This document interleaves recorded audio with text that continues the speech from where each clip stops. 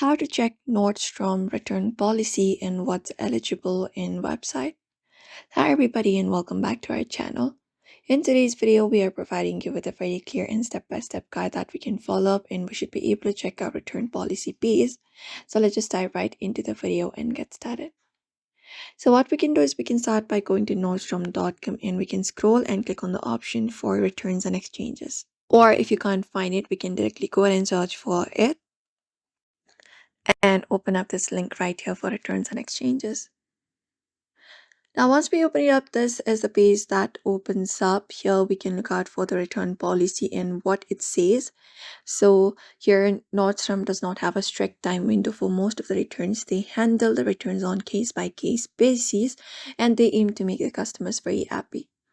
And this is the return policy. Most of the items that you buy online or in store can be returned if they are new or gently used conditions. You also have your receipt, packing slip, or your order number. Tax and original packaging are included as well. And this typically includes apparel, accessories, beauty products, home goods, and many other categories. You can just go and look out for the return policy directly here. If you want to start up a return, you can even find an option called start a return and go ahead and tap on it and follow up the prompts to start up a return. And that's it. But this is usually how you should be able to check the policy. So look out for what's eligible and what's not.